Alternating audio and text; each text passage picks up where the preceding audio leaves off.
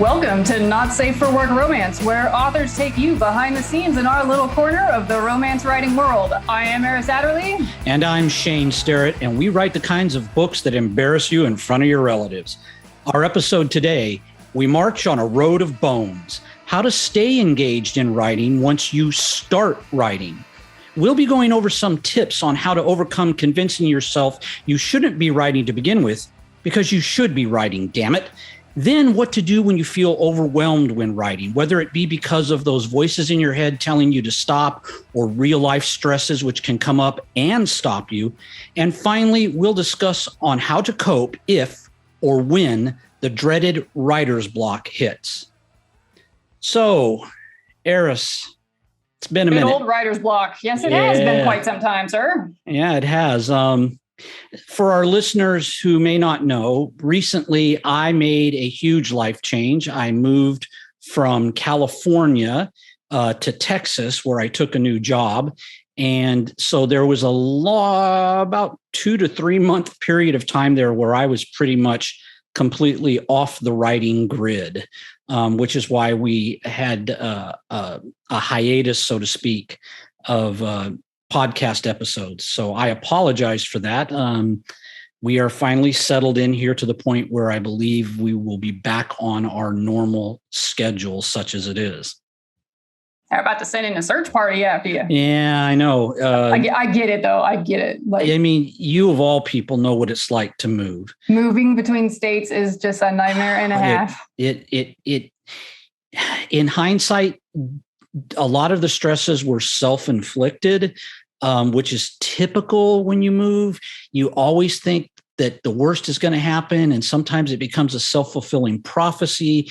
In this case, in several instances, that's exactly what happened. But still, even those aside, just the physical act of packing up a home, buying a new home, moving everything, it's just, there's no part of it that's really fun. It's a hot mess, and yeah. you were doing it in a even more difficult fashion in that you got a new job in the state you were moving to, and so you went out early to get started on that job right away. Meanwhile, your wife was behind in the other state, finishing packing the house and some other things that she needed to take care of still in the place you guys lived before. Right. So, I mean, not only we've split the party, okay, and you know what happens when you split the party. It starts getting crazy. Yep, and we definitely split the party, and it definitely got crazy at times. I totally get it, and I'm glad that you are settled. People listening, I did recently get to go visit Mr. Shane in his lovely new house. And it is very beautiful, and I'm glad that they're settled and their furniture is in place. Thank you. Yeah, so are we. Believe me, so are we. And when you came out, it was for Delightfully Dirty in Dallas 2021. That is correct. Which was exciting. It was good to actually be back at a signing event. It had been a minute, and it was. I enjoyed the hell out of it. It was really fun. I think, part of me is like, we're all going to have to go back in our hole now. Like, even then I was like, I'm like, if it wasn't for the fact that I had paid for a table and pay, hotel and all this other stuff and dumped a bunch of money into it at that point, and like from a long time ago, I would have been like, this is probably not wise and I'm not going to do it. But I'm like, okay, I can't just lose this money, so I'm going to do it. But if it had been something I'd only planned like 2 or 3 months ahead of time, I would have been like, no. Yep. I totally understand. I mean, did my best, wore my mask all the time, came home. Yep. Escaped the plague. But yeah, we're going to have to definitely be keeping an eye on the whole situation here to decide about future events. Right. For us, it was because we were moved here to this area. It was very easy for us to do. I'm in the same boat, though. I don't know that I would have done it had it been a longer journey, especially with Cynthia just having, not even a year out from having completed her chemo. And the last thing I wanted to do was put her in harm's way. We had even talked about, even though it was here, about her not coming to the event. And then she finally said, no, I really want to go. I want to see people. I want to be there. I had a lot of fun the last time we did it. So we made the choice, for good or bad, to both attend. Well, I'm glad I got to see both of you. Yeah, and it was great. I really enjoyed it. It re-energized me to a certain degree, and I still had I had a lot to do at the same time, not only with just the house and my new job, but I also had 2 stories due very shortly after. You had like 2 anthologies. Yes. You were just like, even after the show, you're like, okay, people, I will see you at some point. Don't just leave me alone. I got to write these books, which that's what the 6 weeks before I finished The Mortal Coil, I didn't know what the hell was going on. I was telling people, like, we could be in the middle of a zombie apocalypse, and unless zombies were actually knocking on my door, I would no clue.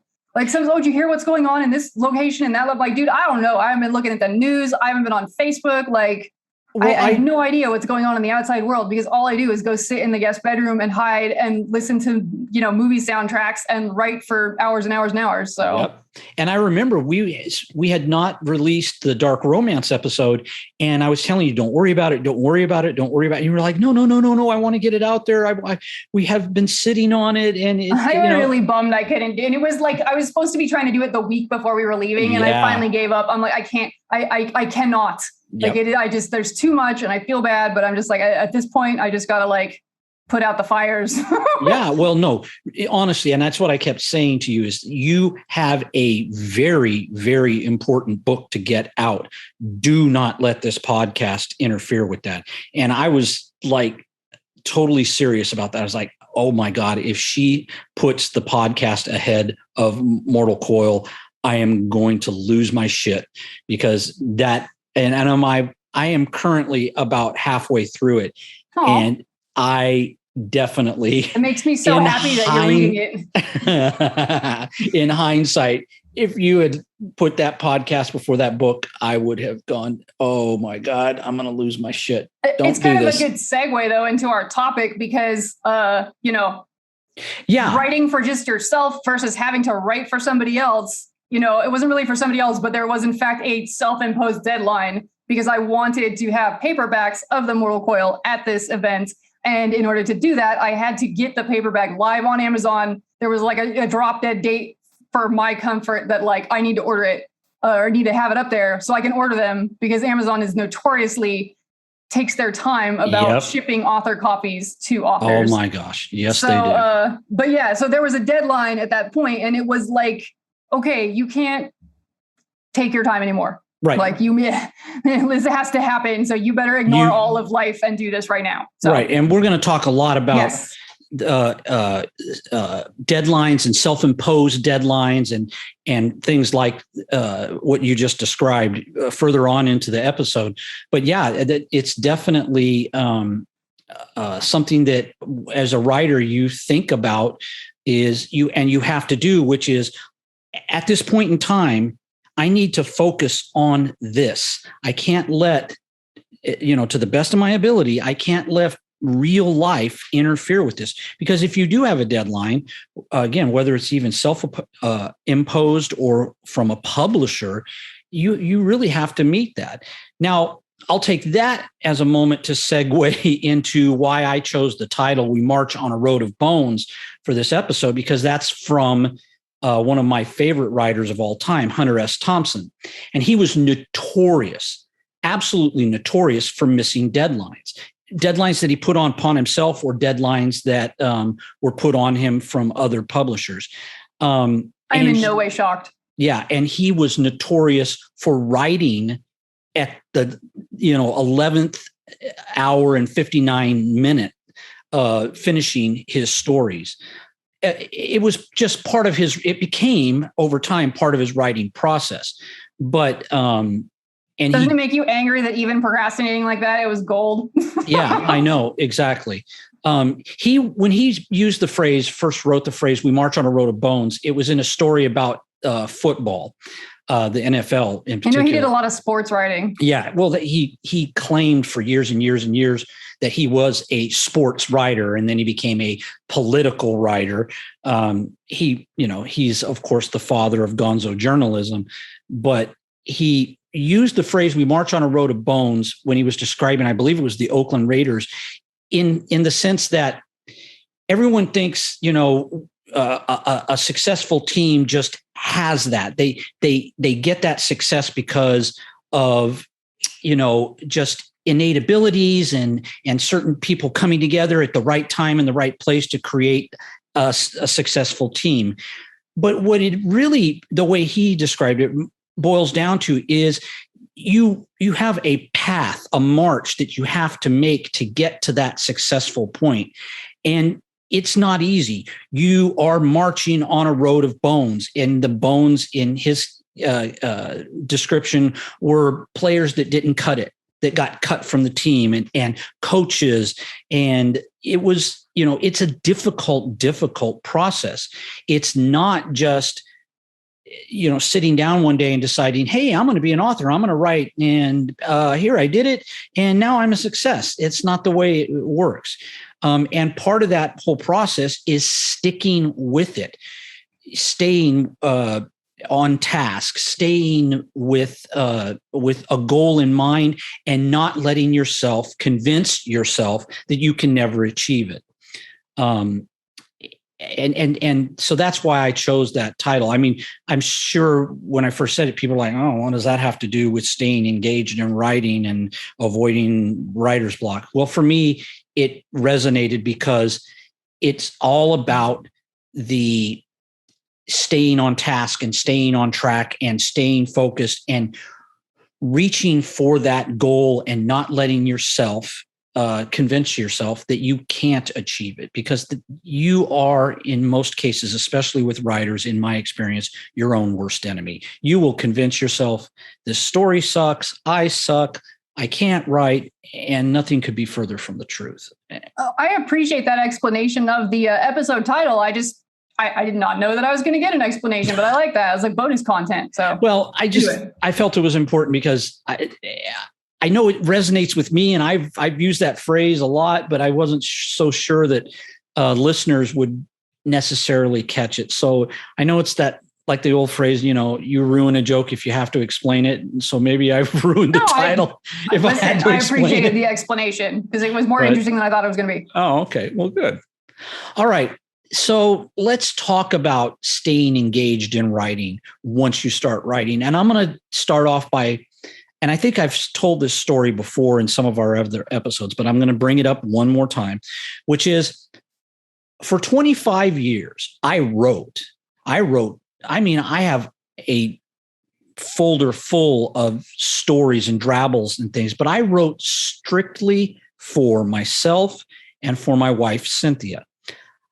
Anytime Cynthia would say to me something along the lines, oh my God, this is really good, you should think about trying to get this published, or you should submit it, I would say, no, you're married to me. You have to say those sorts of things. I suck. My writing's not good. It took 25 years, literally 25 years. And she had to drag somebody else into the mix to finally convince me that, okay, maybe I could do this. Maybe I could be a writer. And I think, again, I don't want to harp on this self-imposed thing too much, but a lot of times we as writers do that. We are our own worst enemy, and we will convince ourselves, first of all, that we can't write, when in actuality we can. And then more importantly to this episode, we will tell ourselves during the course of our writing that we should stop. We can't do this. We're not good enough.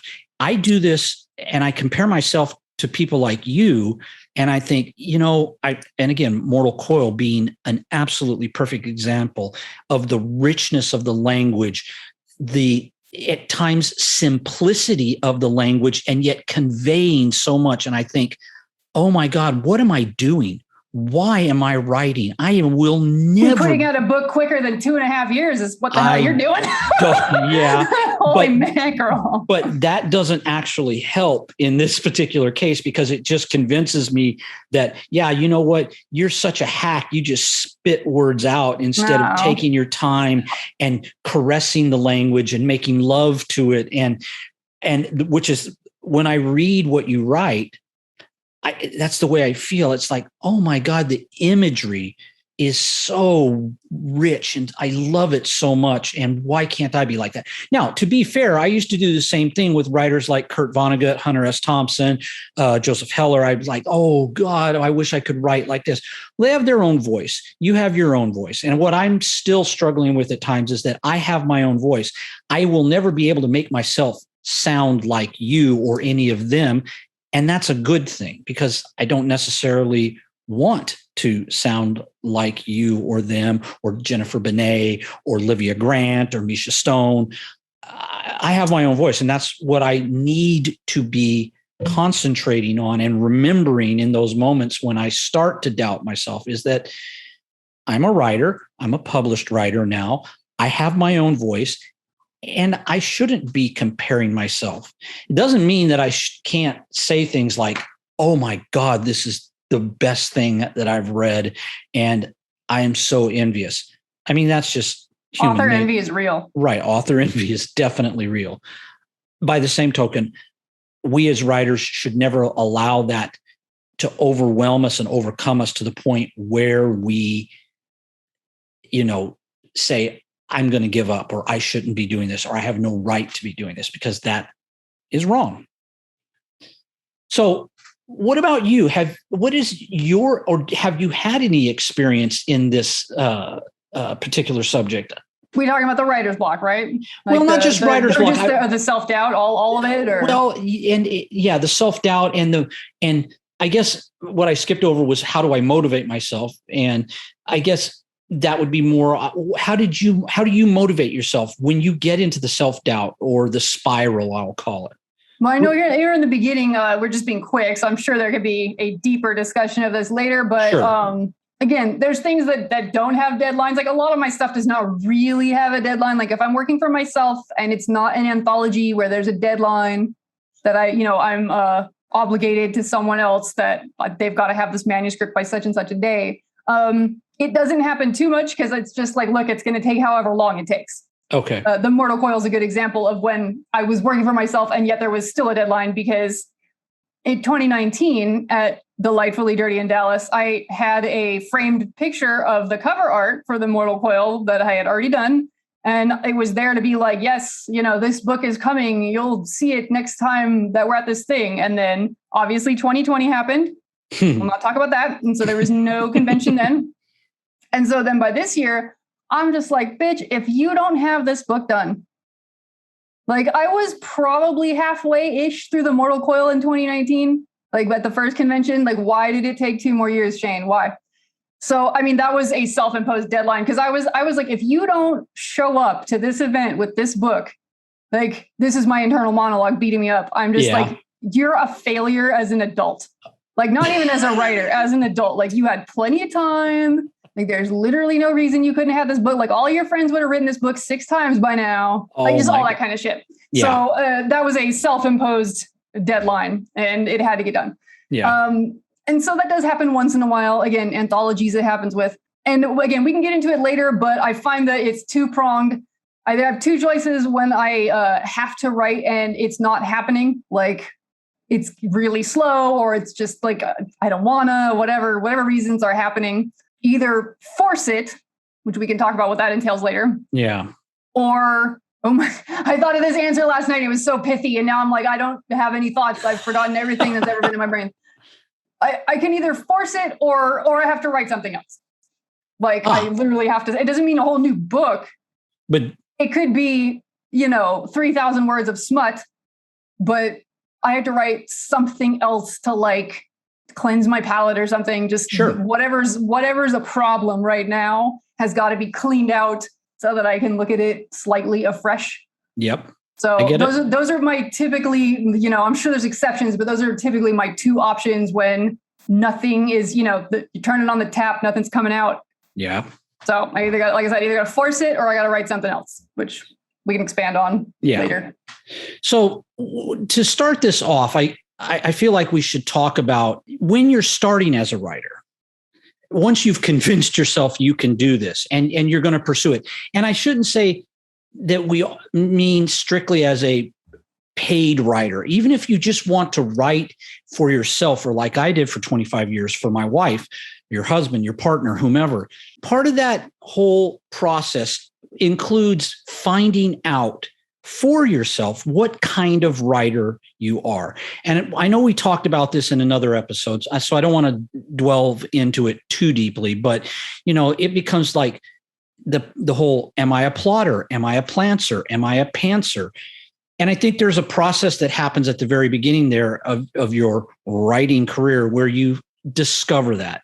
You find out which of those three things you are. There's no sorting hat, by the way. You just have to start writing shit and decide whether this is a disaster and you need to pick a different way. Like, they don't tell you. Right. You don't take like a Myers-Briggs or nothing and they're like, okay, you are an in-house plotter. Like, they don't tell you. Yeah. And I even brought this up to you the other day when we were talking.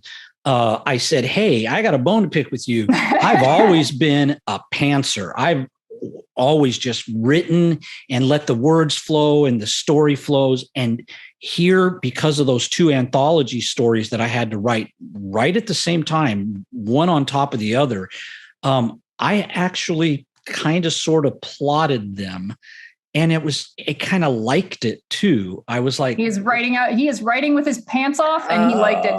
Everyone. God. This is very important. Yeah, it was, I told you, it was a strange feeling actually, because I thought when I first started it, it was to, again, as a writer, after having gone through all of this stress of having moved and bought a new home, and I thought I need something to focus and ground me, or what I'm going to do is I'm going to find every excuse in the world around this house or with my new job to focus on those things and not focus on getting these two stories done.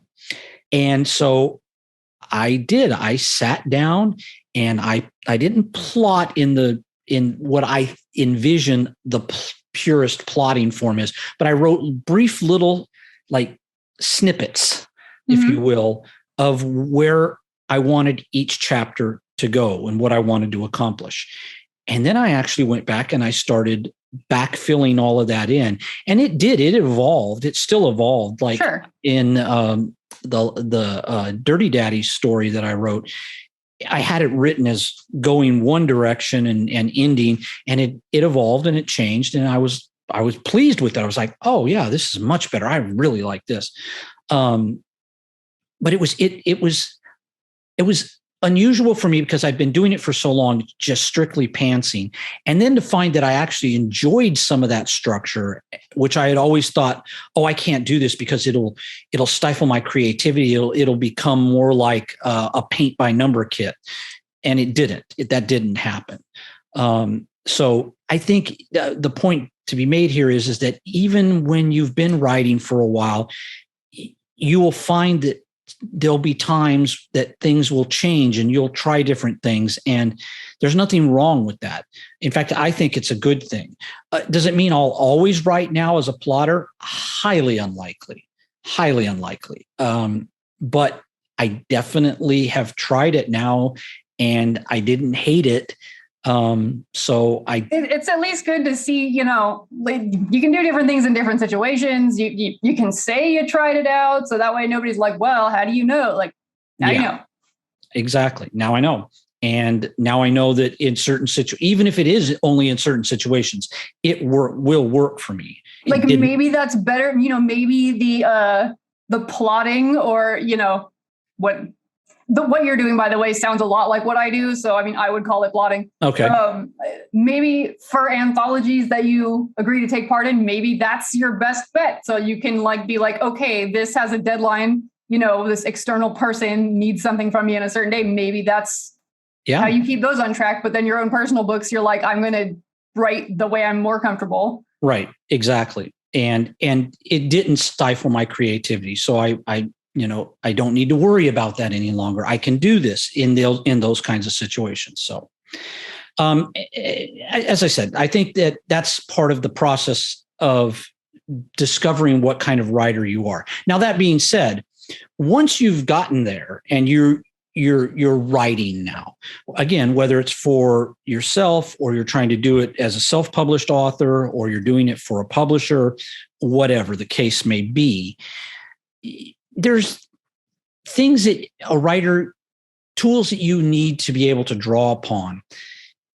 to keep you motivated to write. Now, failure is a huge one. And that's what I was staring down the barrel of with the 2 stories that I had to get done. For other writers, it could be any number of things, and how you cope with that can be, again, there's not one size fits all. There's a whole tool chest of tools there, and some will work for you. Some may not work for you, but they're there, and they're there so that you can draw on them if you find yourself, again, being, word blocked, whether it's by yourself or by external stresses. Like I said, the plotting definitely helped me get through this period where I had to write. I think I ended up writing 34,000 words in 2 weeks. Jesus, Mary, and Joseph. I know. And that, I'm sorry, it wasn't 2 weeks. It was actually 3 weeks. Still. I mean, I was writing late at night. I was sneaking in writing at my lunch breaks. It was actually, I don't ever want to really do it again because the stress was high, but the utilizing the plotting tool, as you will, helped me get through it. But the other things that I don't know, for you as a writer, do you have tools that you draw upon to motivate you? Word count, a fixed word count, or a schedule, like I want to be done. Well, I know you said in the case of Mortal Coil, you set yourself a fixed point in time. But just in general, do you have tools that you draw upon to help?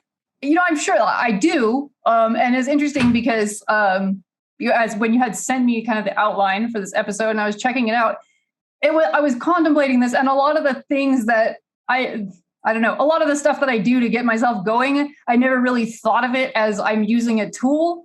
But stepping back and analyzing it, yes, that's what's happening. I guess it's just stuff that's happening. I'm not really even conscious of the fact that like I'm taking certain actions to get myself to make words come out. I will say that before I even go into that, I will say that there's as many like coping mechanisms and ways to like prod yourself into doing this as there are writers. So, I mean, there's no like, this is the way, this is the only way that works, and any other ways are not valid. Like if you hear other writers telling you stuff, like if you can try stuff out, but if it doesn't work for you, then try a different thing. Like, so you don't have to be like, well, I couldn't do it the way Stephen King said, so I'm a failure. Like, no, we all work differently. Right. Right. So I mean, like a schedule helps. It definitely helps more. And I hate to say this about myself, but it's true. It helps more if I know that if I don't meet my scheduled endpoints, that other people will be unhappy with me because I have codependency issues. Like I can't stand the thought of someone being upset with me. And so like, for example, if it's an anthology, I'm like, you have got to get this done by the deadline because, the people running this anthology are your friends. The other writers in it are your friends. And if you fuck this whole thing up and you're the one, like I will, I'm not going to forgive myself. So, sadly, I'm not saying that, yes, this is a tip from Eris Adderley. This is what you should do is psychologically like become codependent. Yourself. I'm just telling you, I'm damaged already. And I feel like that damage does motivate me. I don't know if that's really healthy or not, but well, no, I know that being on a schedule where I'm beholden to someone else, I don't know if beholden is the word I want, but like someone else is needing this from me. It's not just I set a date of October 1st and it's meaningless to anyone but me, if that makes any sense. Yeah. But again, like you said, not every tool works for everyone, and there's no one true way, so to speak. So if you are someone who has codependency issues, so to speak, then that would work for you. And it's not that you should be dismissive of that tool. It's a tool that will help you accomplish the goal.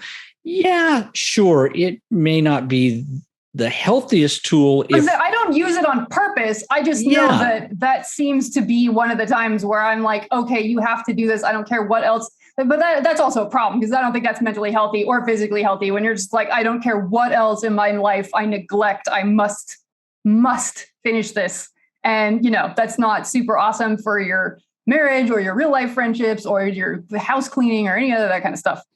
People are talking about as a second point, like a word count goal for the day. Like I got to sit down and I got to write X amount of words per day. That one does not work for me almost at all. I know some writers do that. They're like, I got to get in my, I don't know how many words people write. I really don't know what other people do because I know I'm slow as hell. For me, when I was working on the Mortal Coil, I had an Excel spreadsheet because I'm a nerd. And every day I would like put what the word count was when I started and when I ended so that I would know how many I had done per day. Right. And then for the last 3 months of writing, at the end, I made an average of that time because I was moving it along at a pretty decent clip.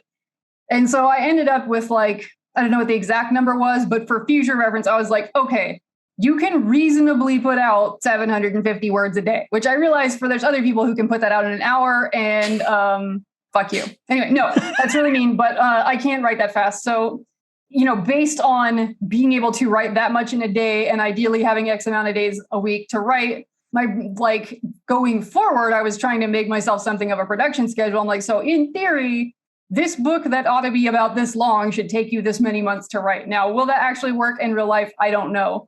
But the idea that I gotta get 750 words when I sit down or I failed for the day, that will not motivate me. All that's going to do, because that's not a deadline. All that's going to do is for me personally is set up a chance for me to disappoint myself, which is demotivating actually. Yes. And I don't like that. And for me, people that go, oh, well, you just got to write this many words a day, rain or shine. I kind of am like, I feel like these people don't have any kind of chronic health issues.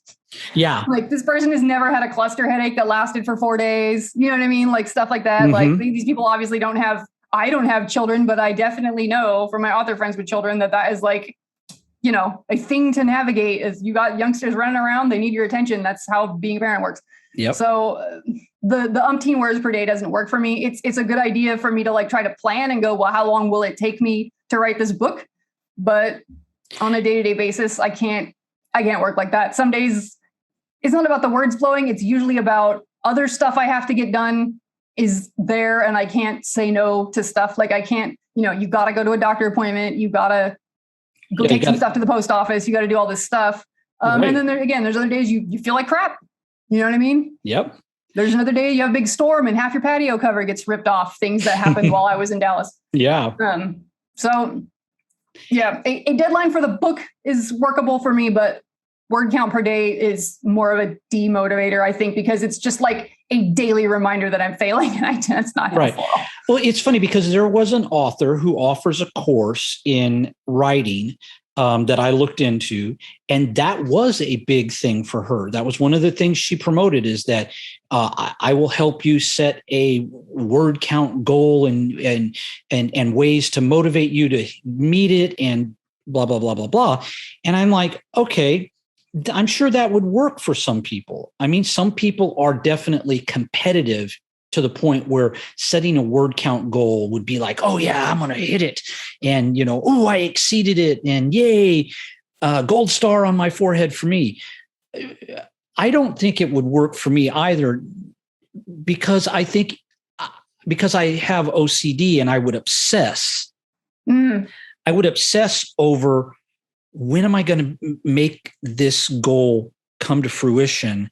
And, oh God, sin needs something or I got to do this for work that I didn't realize I was going to have to do, or, the toilet backed up and now I can't immediately get home and eat my dinner and come sit down and write. I got to go take care of that because, I don't want my wife smelling shit in the house. Yeah, so you don't want the house to overflow with toilet water. Yeah, so it's not your idea of a good time. Right. All of these things, even if I were able to say to myself, but don't worry about it.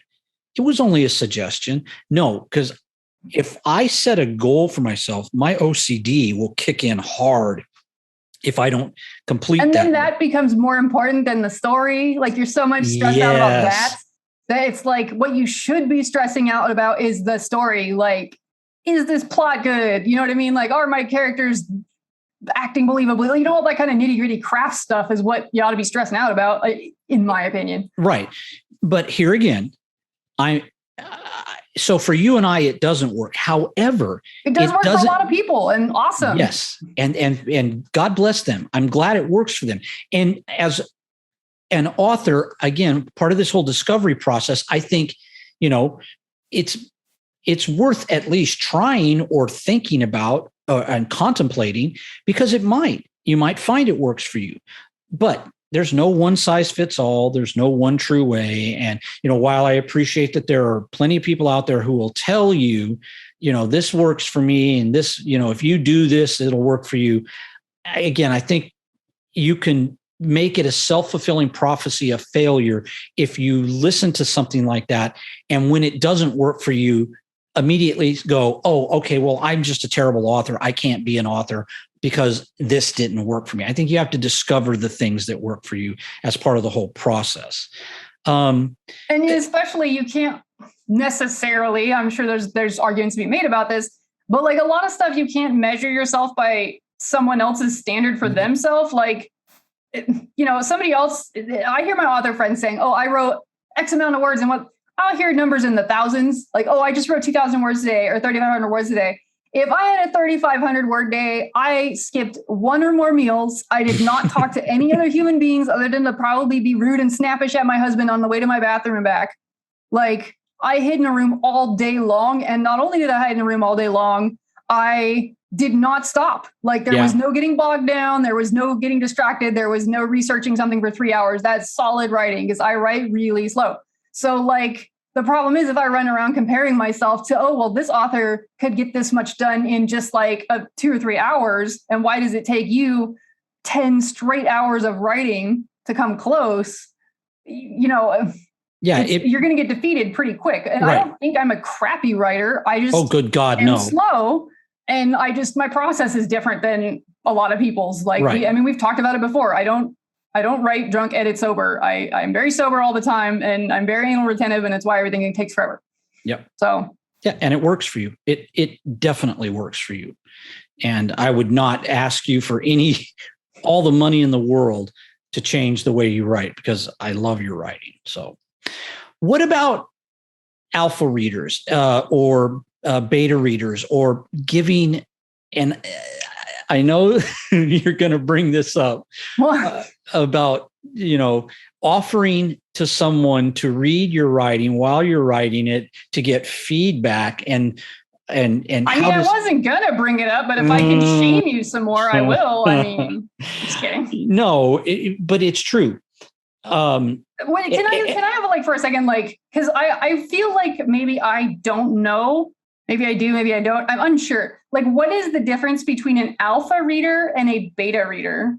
Like, I think I know what it is, but I wonder if I'm wrong, or I don't know what everybody else means by that. Okay. Now, this is entirely my interpretation from the short period of time that I have been an author and have been working with alpha readers and beta readers. But here's my breakdown of how it works. An alpha reader is someone who is reading your rough draft or your first draft, or it can be reading while you're actually writing it. Like, they can be looking at this document mid-chapter even, or if you're feeding it to them chapter by chapter, but it is during the actual writing process. Okay. Beta readers are after you've written everything. Okay. So that's what I thought it was then. Okay. It just took a couple, 3 years into this whole life of mine. Like, I kept hearing beta reader, and then suddenly I started to hear alpha reader, and I'm like, well, what's going on now? Like, and then from context, I figured out what you just said, but I was like, but maybe that's just what I think it means. And maybe it's even something else. So I appreciate that being a bit cleared up. Yeah. And I could be totally wrong too. It's just what I've taken away from conversations with other writers. People tweet us if that is wrong at Romance NSFW. Exactly. We're blinding the blind over here. My ARC team is consists of beta readers. They're reading it like right before the final final words are going out to either me publishing it myself or going to the anthology publisher or whatever. So I have a question. Hold up, I have a question because you're like my ARC team. If you're a reader and that's meaningless to you, it stands for advanced. No, it's okay. I mean, I'm sure we have a mix of people that listen. That stands for advanced reader copy. A lot of, not all, but a lot of authors, especially self-published authors who have to do all their marketing footwork themselves. A lot of times authors will kind of select people that are near or around them and will give them free copies of their book like shortly before it's about to come out. And that person gets to enjoy a free book from their favorite author. But in turn, that person, it's typically they're kind of asked to go, okay, once you've read your free book, can you please go leave a review for it? Yeah. You know what I mean? Because it's hard to get reviews. Okay. So that's advanced reader copy. So you're saying your ARC team are your beta readers. Now, does that mean that if your ARC team gets the book and someone is like, I don't like this part, do you change it? Well, no, not structurally or. Okay. It was just because like when you're saying that, I was like, oh God, like it is. No. Just showing we all do things differently. I'm like, my ARC team, like whatever they get, that's what's going out on the trucks, man. There's no significant plot changes happening at this point. And I say beta readers and ARC team combined because some of the people that are my beta readers are on my ARC team. Okay. In fact, some of the people that are on my ARC team are actually my alpha readers too. A beta reader is typically also someone who's getting it before it goes out to the ARC team, but they could also be part of that ARC team, and it could be happening at the same time. Everyone take notes. There's going to be a quiz on all the technical jargon later. No, but I mean, I'm just messing around. Yeah, they're giving me feedback on the story. As a beta reader, I typically, unless it's something huge, I will say, okay, well, now I know how some readers are going to take this part of the story or that part of the story or the story in general. I'll get that feel for it, but it doesn't mean I'm going to change the story. Alpha readers, I might. Beta readers, probably not. That's interesting because I've like, it just shows that people are interpreting even still what those things mean. From my understanding is that like a beta reader, again, you're giving them a whole book. So you've written the whole thing. Mm-hmm. But it was my understanding, you give it to a beta reader or multiple beta readers and you hear back from them and you use what they're saying to go change stuff as needed. Like if you have 3 beta readers and more than one of them says, hey, in this scene, it's confusing because I didn't realize that, this one guy wasn't in the room and it totally doesn't make sense. Like if 2 people, this is my method. If 2 people are bringing it up, then I'm like, okay, this is not just one person being confused. Like I have done something confusing as a writer and I need to go fix it. And I gotta be honest, I don't, the beta reader thing where I give a whole complete book to someone, and after which I take their feedback and go change things, I kind of don't do anymore. Yeah. I used to, and it kind of bit me in the butt, like not real bad, but enough that I was like, this is not helpful to my process. This is not an efficient way for me to do things. So pretty much at this point, anyone who's reading what I'm writing prior to it being like, because my ARC copy is other than the Mortal Coil, which was kind of a clusterfuck publishing, but usually when people get an ARC, that's the final book from me. Like it's edited, it's going out on all the trucks, unless I find a typo in the dedication page or something, that's it. So the only one who's reading my stuff are the alpha type readers, because I tend to send my stuff either scene by scene or chapter by chapter, depends on the preference of that person. But I've found that because I write slow and I plot fairly tightly, that if I've written, the Mortal Coil was 160,000 words. And again, if you're not a writer, the book is like 550 pages, which for a romance is pretty hefty. Yeah. I'm not writing 160,000 words and finding out at the end of all of that there's a major thing that needs a rewrite. And I realize people that like, kind of more traditional writers, that's just par for the course. Well, like to me, that seems egregiously inefficient. Yeah. So the people I share things with are getting it piecemeal as it's happening. because I'm like, if something is wrong, I want to fix this before I have crafted all of those chapters. Right.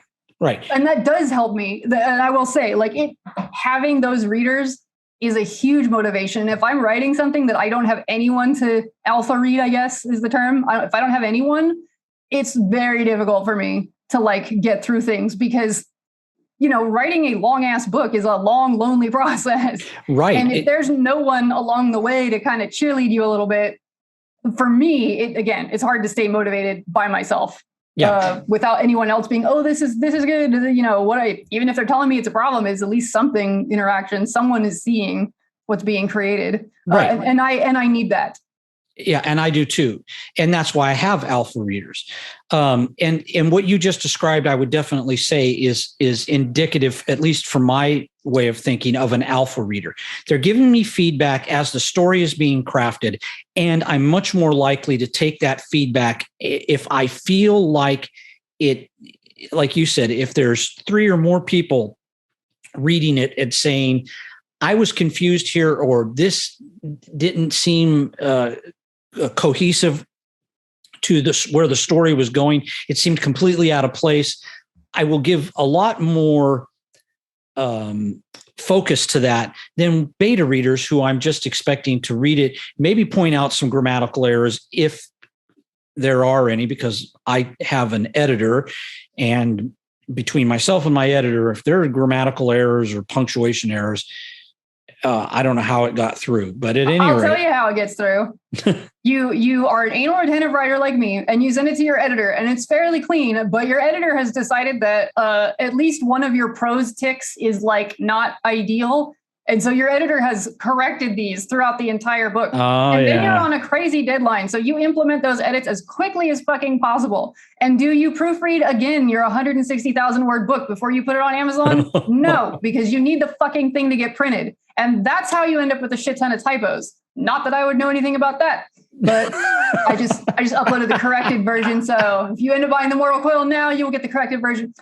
It's not that many. It's like, I think I made like 8 to 10 notes in 160,000 words. It's not that bad. Oh my God. To me, it's egregious. I'm like, how dare you? Like, I know. Because it was me making the edits. I fucked something up while making the edits and I didn't see it. Yeah. So it makes right. me angry. No, but it's true. It is. Anyway, I made light of it, but it is easy to. I know.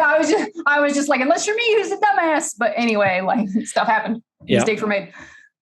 No, but going back to the alpha and beta readers, yeah, I need that feedback. I need it even from beta readers because this thing's about ready to go and be published. And if a beta reader were to come to me, or several beta readers were to come to me and go, wow, this is just the hottest mess I've read in a long time, then I would literally, unless, I was going through a publisher, I would be like, oh my God, maybe I have to study. Yeah. If multiple people were like, your heroine is too unlikable for anybody to like root for. Yeah. You know what I mean? I'd be like, okay, we got to stop the press and make some jiggering changes, doing some stuff here. Right. Exactly. And I would, I typically don't do that with beta readers because I rely so heavily on my alpha readers to stroke my ego while I'm writing, but to also tell me as I'm writing, hey, this scene seemed really forced or whatever. So that's alpha and beta readers from my perspective. How that applies to us in terms of motivation, at least for me, it gives me motivation because I love that kind of feedback, positive or negative. And I've said that moral support too, man. Right. It's like I said, it's a lonely journey. Right. And I've told my alpha readers time and time again, please don't pull your punches just because you think my fragile ego won't be able to take it. Yeah, it's going to take a hit. Make no mistake. But I'd rather hear it now at this point in the story than hear it in reviews that get posted to Amazon and BookBub and places like that. And I've lived that experience, and I made the mistake of not listening, and when I really should have, and it is a mistake I will try to never make again. So I try to listen as best I can. Like if I get feedback that is upsetting, I like try to take at least 24 hours before I make a decision as to whether I'm going to do anything about it or not. Because I want the ego defensiveness to wear off. Right. And be like, am I just wanting to not change this because I'm being defensive? And exactly. It does need to be changed. Like, where is this coming from? So instead of just being like, well, I'm not doing that. And like, sometimes it is the right answer to change it. But like a lot of people will not allow their ego to chill out. Oh yeah. And they won't listen to anything anyone has to say. So it's like, what is the point? Right. Sorry, we're getting very off track with all the alpha reader stuff. But still. No, but I think it's moral support. And I think I got sucked in to doing it that way because I did start on Literotica and I was posting novel length things serially. So, chapter by chapter. Yeah. And so each chapter I'd get done and I'd post it and then I'd, write the next one. And then whoever was looking at it would look at it and tell me whatever they're going to tell me. And I'd make the changes and so on and so forth through the chapters. So I got used to doing it piecemeal like that. Right. So then the idea that once I started publishing that I was going to write an 80,000 word book and that no one was going to like interact with me on this for months at a time. I was like, I can't do this. Right. I'm addicted now. So I don't know how people do it, but congratulations if you can, because it's very lonely. Yeah. And I think there are some people that do it because they don't want outside feedback to interfere with their story. And again, that's perfectly fine. If that's the way you need to be as a writer, that outside feedback like that would interrupt your creative process or yeah, some people like it's too raw in right. this form. You know what I mean? Like I can't be showing it to people right now. Like right. I gotta stew and make a mess first and then fix it right. a little bit. Then I can show it to some people. Right. And if that works for you, that's great. For me, and it sounds like for you, and I know it's true for some other writers too that I've spoken with, that feedback is necessary as part of the process. And it motivates. If I don't get feedback, actually, I lose that motivation. And that's, for me, it's a very important tool. So I seek out those people and I say, I need your feedback. I need you to motivate me. You motivate me when you comment. You motivate me when you tell me this is great. You motivate me too when you say, this doesn't work for me. Because as a writer, that feedback is important to me. What about... I was going to say, I think inside we're all like, we can put all the fancy adult words we want on it, but we are literally all children taking our crayon drawing to our mom and being like, look. Absolutely. And like, and if your parent is like, oh, that's great. Is that a cow? And it's like, no, that's like Uncle Steve. And you're like, oh shit. You know what I mean? Like, yeah, you're like upsetting that kid. Like you need some kind of validation from people. And that's what's happening. Right. Exactly. Now, what about motivation in terms of like physical space? And I tend to have my writing room. Mm-hmm. I think you do too, although you in talking with you've also talked about you write a lot on your laptop, and I'm not real big on my writing on my laptop. I like my desktop. I like sitting where I'm at right now is literally in front of my computer that I write on. Does the space in which you're writing motivate you? Is it important motivation? It is. And I will say after leaving day jobs and working for myself, it has become more important even than it used to be. And I don't know what that is. I feel like it's possible that I'm no longer as accustomed to being around a lot of people every day than that. I lost track in the middle of my sentence and I don't know what grammar is anymore than I used to be when I had a day job. You know what I mean? Right. Yeah. So now I'm used to being me and my husband like all the time, other than like the one day we go out a week. So I'm more sensitive to noises. I'm more sensitive to other people talking than I think I used to be able to tune stuff out a whole lot better. Like when my last day job that I had, a lot of times I would bring my lunch, but once or twice a week I go, okay, I'm just gonna go get fast food.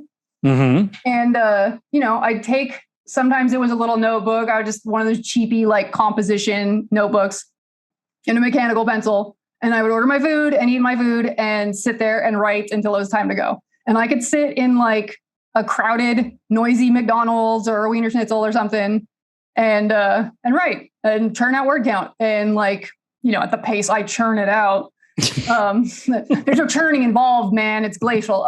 But still, I could write, and I don't know how I did it because that would drive me crazy now. But I think, again, I was used to commute and coworkers and all this other stuff going on, but it wasn't that big of a deal. And now environment is like way more problematic. Even then, when I would get home and write at night, I lived in a major metropolitan area. I lived on a 4-lane bus route, divided highway, like right on the street. There's helicopters, there's buses, there's people yelling. Like, I just tune all that shit out. So now I live in the sticks and I cannot tune anything out anymore. So like, I can't have like a lot of extra noises. It's got to be quiet. I can't have anyone stop me and ask me questions. Like, I get stressed out. My poor husband, like, he'll even come out of the office to like make himself lunch, and I'll just be staring at him like everything has to stop, because I'm like, if he asks me a question right now, I'm gonna lose my entire momentum. So I'm just gonna wait and see what happens. And it's not his fault. It's not like he's got to eat. Right, exactly. But the point is, just every little thing is a distraction now, when it was not before. So most of my writing time, I must be alone to write. So either, like I said, either my husband needs to be asleep or out of the house in the garage, going into town to do something, or I need to isolate myself in what right now I use our guest bedroom. That's my quote writing room. But yeah, so it's important that nobody is around talking to me, and there's no other, I can't write while my husband is scrolling TikTok. Like, it's super descriptive. Because I can just hear all the stuff and it's changing really quickly. I need to be comfortable. I know this is weird. I've got a lot of weird sensory issues. Apparently that goes hand in hand with a lot of people that have ADHD. Like, if anything is physically distracting me, I cannot focus until I've dealt with the thing. Yeah. So it's like, oh, a tag is itchy. Oh, I sat on the couch and now my shorts are riding up and I got to, deal with that. And it's like, I'm cold all winter. That's a problem. Like, and I get cold. It's like everything has to stop to fix I'm cold, or the brain does not work. Yep. So I've got to physically be like, now I'm like a delicate flower and everything's got to be fucking perfect. Like a hothouse orchid. So when I was doing the Mortal Coil and I was really needing to get done, there was a lot of isolating in the back room during the day, because I can write in the living room at night, but that's only, 2 or 3 hours that I get, maybe midnight to 2, 3 in the morning before I start passing out. So if I want to write 7, 8 hours at a go in the back bedroom, I go. Yeah. I do use my laptop. There's nothing wrong with a desktop computer, but because it is not mobile, I have to sit here and I have a yoga ball chair. And the point is for you to sit upright. And I don't want to sit upright while I'm trying to be creative. I want to be able to be lazy and slouching. Oh, okay. I almost always use the laptop. Once in a blue moon, if I am out somewhere, I will use a notebook, but that's pretty rare. Just because, again, I'm lazy and I don't want to transcribe a bunch of stuff. Yeah. No, I get that. Transcription is difficult. Yeah. So environment is very important to me. I would say, again, the primary 2 places I do it are in the living room at night when I'm the only one awake. I'm out there in the dark with my laptop on, very dim lighting, and usually music of some kind with no talking, just instrumental stuff, and or the back bedroom, which I can be in for longer amounts of time. Yeah. And for me, it's similar. I have this room and we had it in our other house, which is my writing room. I share it with Sin and our son. And when I'm in here writing, I have to put my headphones on, even if it's just to play ambient forest noise. Mm-hmm. And I cannot be talked to. I cannot have conversations. And I'm going to admit something terrible, but I've snapped at Cynthia and I've snapped at my son when they've just been trying to talk to me while I'm writing. I have done this and I feel bad. I do. It's a reaction. It's not like I sat here and thought about, I didn't put a lot of thought into how would be the most, emotionally appropriate and healthy way to answer this question right now. All I can think about is oh my God, I was just in the groove and now I have to start all over again. Because when you lose it, it's not like, okay, hang on, let me turn the switch off and then turn it right back on again. It's like I could turn the switch back on and nothing happens. And now it's 45 minutes before I can get back to where I was in terms of production. Exactly. So it's not, it's not personal. It's just oh God damn, now I got to start all over again. Yep. And that's exactly the way it is for me too. So yes, physical space is important. I want to say emotional space. I can't be distracted. I can't write when I'm angry. Like if I've come home from work and I've had a really bad day at work, I have to de-stress before I can sit down and write. I know other writers have talked about, that energy that I had and I was able to channel it in. I can't do that because all I will think about while I'm writing, and I want to be writing about sex, and all I'm thinking about is how I want to take a, ball peen hammer and drive it through somebody's skull at work. And that's not really good unless I'm writing that kind of story. Yeah, that's I was going to say, I can use that energy if the scene I'm writing happens to be that kind of a scene, or at least something like, a chase, a fight, you know what I mean? Something actiony, that's fine. But if I'm supposed to be writing a nice happy ending or something that's kind of light, it's not happening right now. Yeah. And I even have a difficulty, even if it is supposed to be like in Jaded, there were a lot of scenes in Jaded that were very violent, and I couldn't channel some of that anger or stress from work. I couldn't separate my mind from the work and trying to turn it into the writing. It just didn't work for me. So I don't know. I just have to be in a particular headspace. I need to be in my space physically when I'm writing. And then I feel when I'm there and I'm in that zone, I feel motivated to write, which is when I get into where the words are starting to flow, which again is why when I get interrupted, then I will snap. It sucks because it feels ephemeral. It feels like, you don't know what, I don't know why, like something in our brain is like telling us this is finite. And you're like, I don't know if I'll ever, like, maybe this was the last one. Maybe this was the last wave I'm ever going to catch. You know what I mean? And like, it's bullshit, but it's subconscious bullshit that we're not really thinking about that hard. We're not putting a lot of, logical, conscious effort into making these thoughts, but something in us is like, it does. What if that was the last 5 good words I ever wrote and I was interrupted? You know what I mean? Like, yep. And in those moments, that's what it feels like. It's like, I had the perfect scene. I had the perfect dialogue and it's gone now and it'll never come back. And it's not just external distractions, like my own brain. Like sometimes I get so mad at my own self. I'm like, holy shit, stop worrying about X, Y, and Z. Like it doesn't matter. You don't need to check on the tracking number of your Amazon order right now. It will be there in like 4 hours. Yep. You know what I mean? When you can go check that later. You know what I mean? Yep. Like little dumb stuff like that, which is a whole side thing. Again, with the ADHD, it's not so much of the distraction. It's more that I know I'm forgetful. So when I think of something, I go, you better do it now. Yeah. Because you're going to forget. You'll forget it later. But it comes off as I'm distracted. It's like, no, I just know I'm going to forget. Yeah. But then I'm like 6 tangents down, like the fucking rabbit hole. Yeah. You've already gone down that rabbit hole. Yeah. I will just like, I don't know if you ever have this day. This day is a nightmare for trying to write. So it's like, okay, I'm going to go get my spot on the couch. It's like, I got my drink.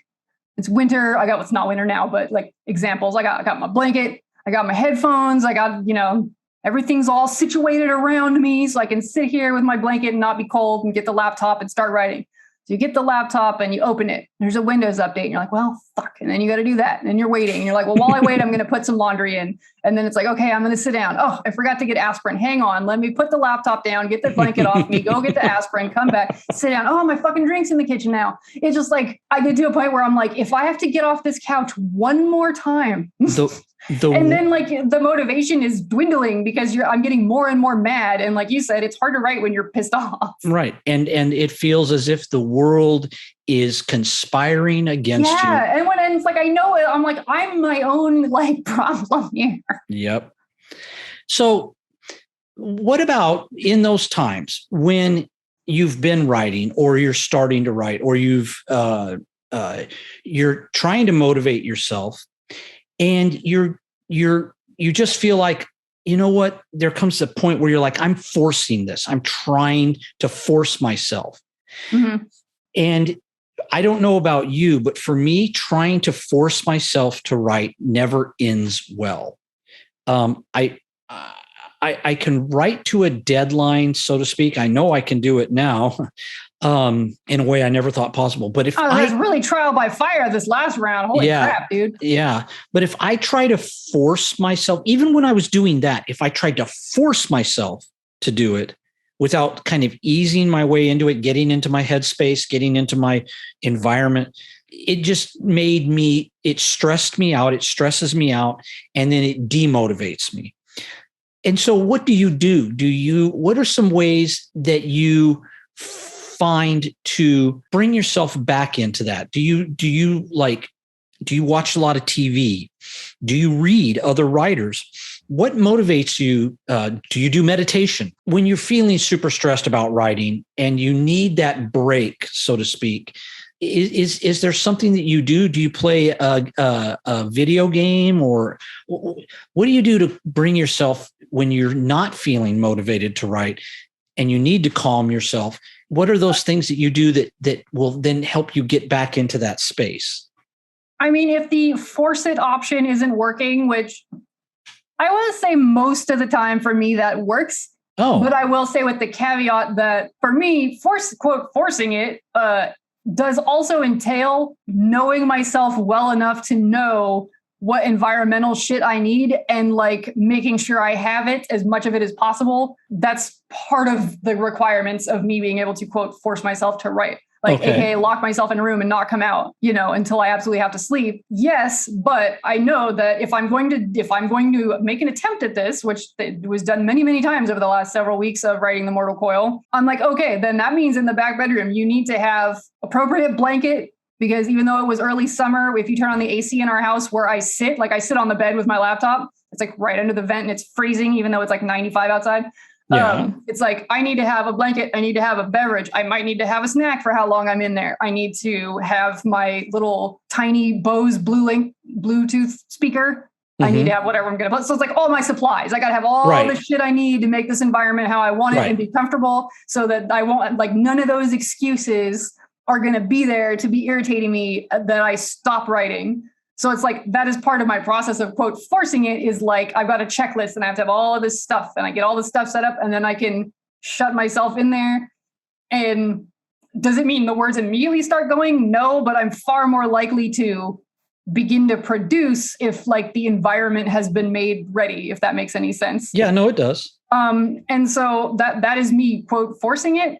And I know you're saying like, oh, it ruins your creativity, which, sometimes, yeah, like even when you're like, oh God, I just get through this. A lot of times I find that when I go back and look at it again later in a couple of days, or reread the scene way later, like I don't even remember what part I had to force. Like, it's not that noticeable. It's just that you're so stressed out in the time that you're trying to like shove this thing through that you think it's bad. And a lot of times it isn't that bad. Like, it's not as bad as you think. So, that being said, once in a while, that doesn't work. It typically doesn't work when I don't also have a deadline that's motivating me. Right. Because I can force it a lot easier if I'm like, listen, you have to get this done, come hell or high water. Right. So once in a while, that does not work, and I don't have a deadline. So I'm like, okay, nothing is happening. I'm dead in the water. We are in the middle of the Rime of the Ancient Mariner. We're all stopped. Everybody's giving me the stink eye. I've got a dead albatross. Anyway. And I'm like, okay, nothing is happening. And for me, it takes a while. Like I don't know what everybody else's tolerances are for how many days has it been since I've written, or weeks. You know what I mean? Like for me, I would have to not write anything for like 2-3 weeks for me to get, I wouldn't be happy at that point. I would be increasingly unhappy about the fact that I'm not accomplishing anything. Right. But like, I don't want to start a whole different thing if I don't have to. But when it gets to a certain point, I'm like, you know what? Fuck it. I'm just going to work on something else. And I do not mean start a whole new book and put this whole entire book aside. And again, outside of things like I've agreed to be in an anthology, that's something else. That's a collaboration with other people. That's an official project. I'm talking about like, I'm going to just write something for fun. That's for me, and it's entertaining, and it's like a weird scene that I've had in my head that doesn't have anything to do with any of my characters or books. It's just a fun thing I thought of. That kind of fun shit is one of the things that I will stop and do. Like stuff that's only meant to be, 2,000 to 5,000 words, just enough that in one session I can kind of I can work on something that I am having fun with, and there's no pressure on that thing to like perform. I don't have to worry about whether other people like it or not. Like if maybe I'll share it on Literotica and 5 people like it, and it doesn't, fuck it. It doesn't have to make me any money. It doesn't have to like, romance is very like, you better not do these 5 naughty things or everyone will hate your book and give you shitty reviews. Like I can do whatever I want. And so that's freeing. And then it's low pressure. And then I can have fun writing instead of going, oh my God, this deadline. Right. Or, oh my God, I've got to like, I'm writing this pivotal scene and everything, these specific, events have to happen in a certain order and the characters have to convincingly behave in a certain way so that readers will believe it.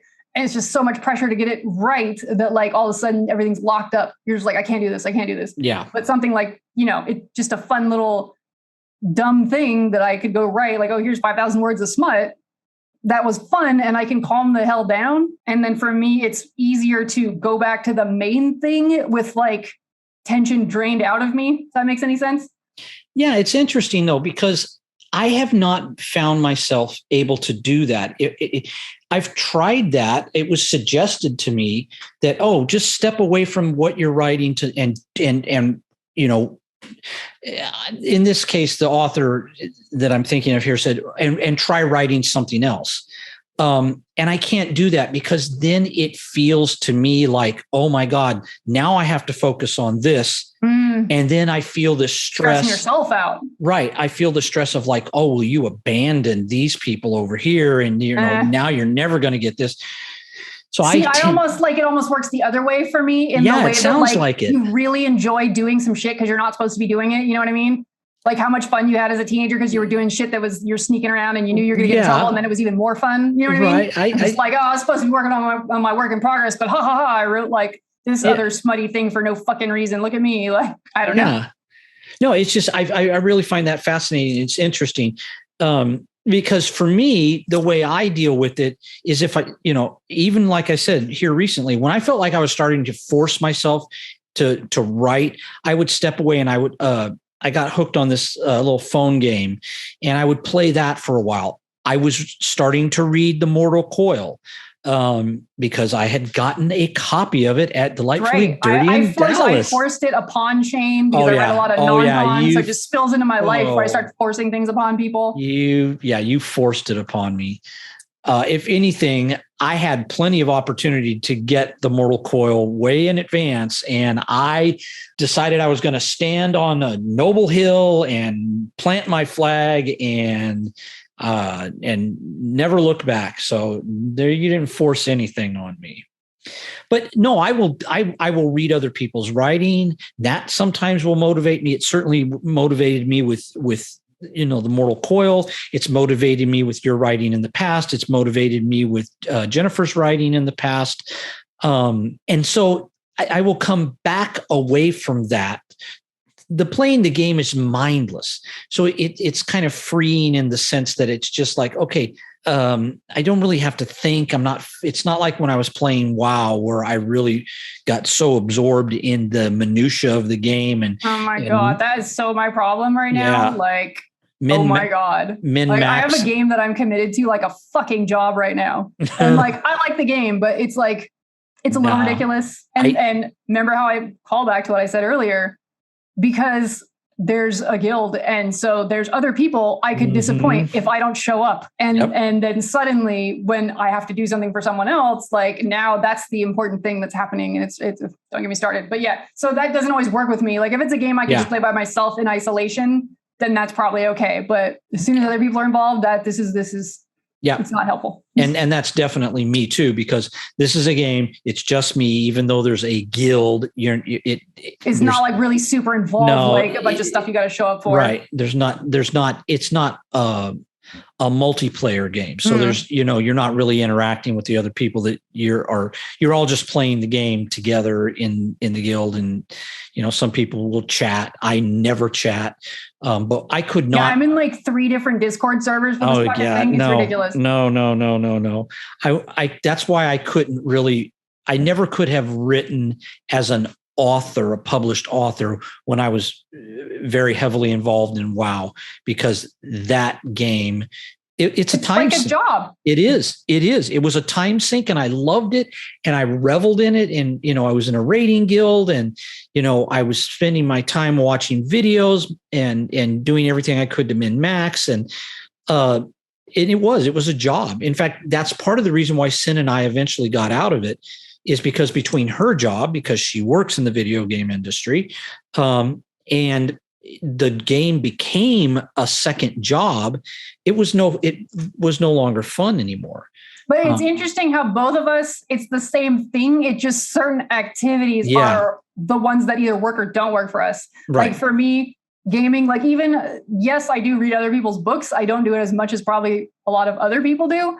But certain activities for me are like either one, too addicting. And like I have, listen, if I can find a lever to push to give me dopamine, it's dangerous. So certain things I go, you can't get involved in this because this will be your life. So don't do it. And for me, like I got to watch it with games, with, again, reading other people's books, because that's all I will do. If I pick up a book, like I'm not allowed to pick up a book in the middle of the day. And I'm the one no one else is telling me this. I know, like my Kindle lives by my bed. And if I go to bed early enough that I'm not like passing out already, that's when I'm allowed to read. And I read until I pass out. Because if I pick up a book while I'm eating my lunch, I'm going to look up from that book at 8:00 and it's going to be dinner time and I will have done nothing. Yep. So I know myself and I can't do that. But so for me, see, like you're saying, if you try to write another project, you're like, oh, it's another thing I got to focus on now. And now I'm stressed. For me, that kind of stuff, if it's just like a nothing project, like I say, it's not connected to one of my existing universes where I have to think about it real hard, like then it's fun because there's no commitment and it's just just a fun thing and I can do it. Yeah. And again, going back to what we said at the very beginning of the episode, not everything works the same way for everyone. So for you, it works because you can sort of clear your mind by focusing on something different and cleansing your palate by just getting this drabble out. Yeah, get this taste out of your mouth that is just like, it's obviously not helping me. So right. And for me, it's distracting. So that's why I don't really do it. What I will say, since we're offering like what things we do, and maybe other people can go, oh, maybe that'll work for me.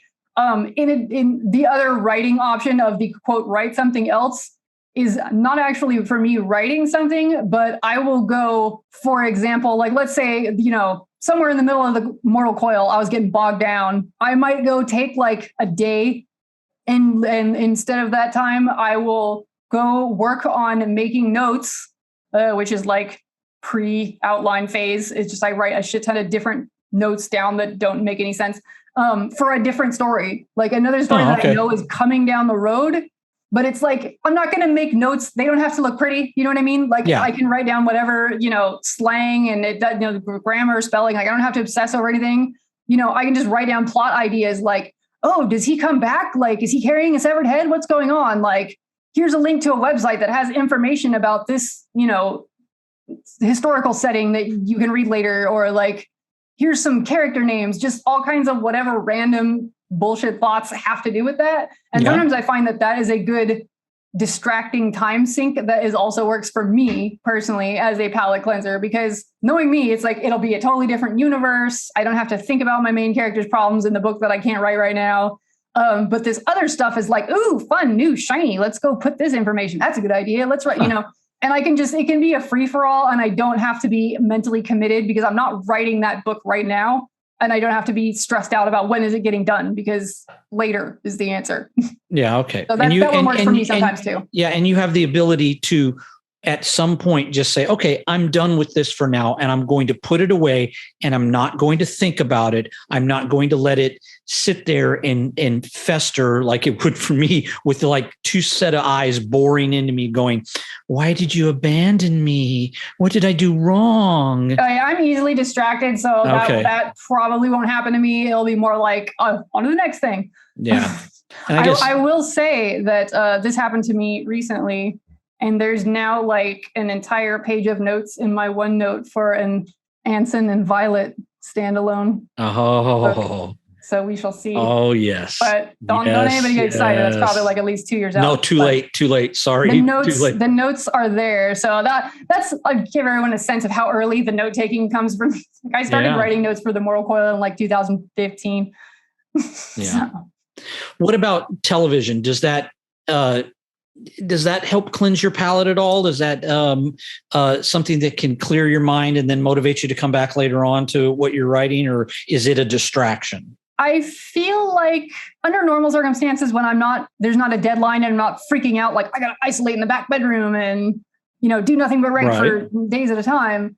I'm kind of indifferent because TV is kind of part of the routine in our house. Like my husband and I do whatever things we're going to do during most of the day. That's either, work related or whatever our personal crap is that we're trying to take care of. And then we usually, we have something to eat. And then we watch an episode of a TV show or two, or maybe we watch a movie, depending on what time of night it is. And then usually, whenever he'll go to bed, and then I'll start writing after he goes to bed. Yeah. So TV is almost like a couple of hours. It happens every night. So it's almost like it's so routine that I'm kind of indifferent to it. Got it. Like it's not like, take a break and watch some TV. Well, I was going to watch some TV anyway. Got it. All right. So in that sense, it's not really it's just part of your normal routine. So it's there, and it doesn't really help or hinder me. Yeah. Okay. In any way that much. I mean, I will say that if I'm having a hard day, I don't want to watch like Handmaid's Tale. You know what I mean? I'm just like, literally some of the shows what we like are just these intense drama type shows. Yeah. And sometimes we're both like, man, what a day. Can we just put on a comedy? Like this is, I can't handle this right now. Right. But I mean, I was like that when I did graphic design and never even thought about being a writer. So that's normal. Yeah. So I'm not a big TV watcher. So for me, watching TV is a very hit or miss thing. It can either be a huge distraction or it can be actually a motivator in the sense that like, I'm going to go write because I really don't feel like watching TV right now. So see, I don't get it's weird with TV. I don't get distracted. Like I know a lot of people will like binge shows. Yeah. And I really don't do that.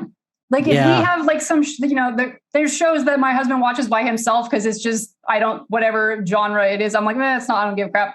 But there's, a lot of series that we watch together. So it's like, Netflix whole season's out. It's like, well, theoretically we could just watch them one right after the other, but we'll put on an episode and we watch it and that's it for the day. You know what I mean? Yeah. Like we like to spread them out because then we run out of shows. So I don't binge stuff really. Like sometimes during the middle of the day, I might put on some kind of like reality thing and watch a bunch of those back to back or like a documentary, but it's usually because I'm doing something else and my brain just needs sounds. Like I'm doing something, mindless and it's not writing. It's like some other tedious stuff. Yeah, so my brain wants some input, but that's not like, that's keeping me from writing because I wouldn't have been writing anyways. Right. I get it. For me. What about meditation? That's formal, like the idea that most people have of meditation, where you sit still somewhere and clear your mind, is not a thing that I am really capable of. I've actually seen a lot of people complain about this in an ADHD group. I mean, they're like, "What do they mean, clear your mind? That's not a thing that exists."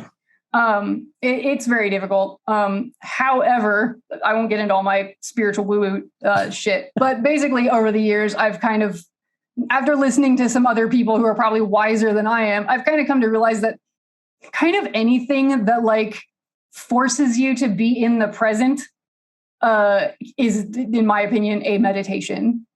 So like, yes, I probably don't do anything that looks like what people imagine when they hear the word meditation. But for example, me doing my nails, like doing nail art, which takes 2 or 3 hours, is a form of meditation for me.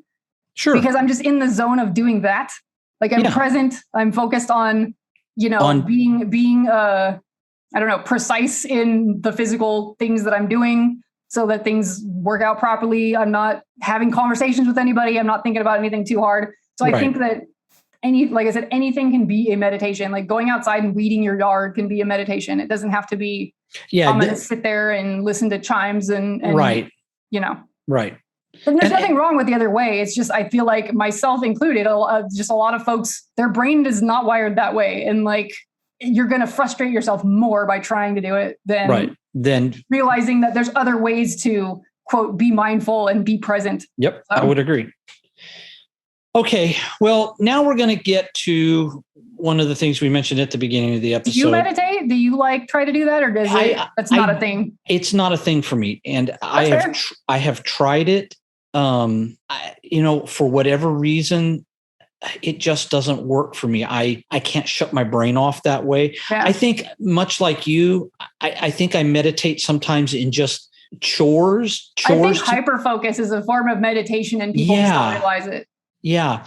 And so I'll do chores, and sometimes it drives Sin nuts because she'll say, I'll take care of that. And I'm like, no, I want to do this right now, because in a sense, it is kind of a form of meditation. And for me, because of my OCD, picking things up and putting things away nice and neat is extremely cathartic. I'm going to stress you out and then bring you to my house. That's what I'm going to do.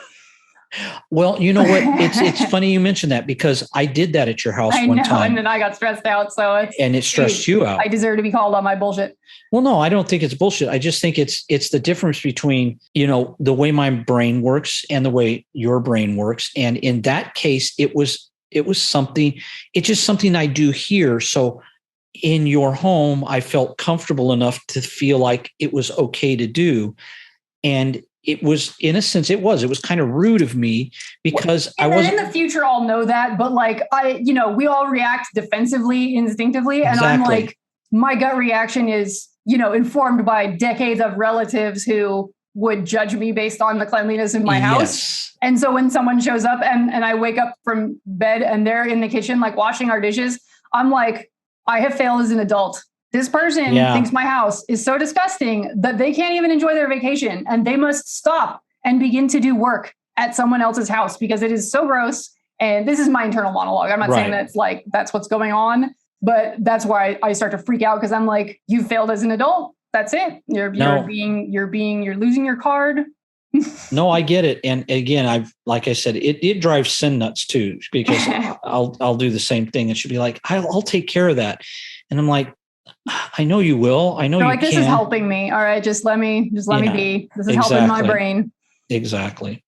So writer's block. I'm going to be perfectly honest. This is a part of this subject that I have no real experience with, because for 25 years, I have never once experienced writer's block. Congratulations. I know. And knock on wood, I never will.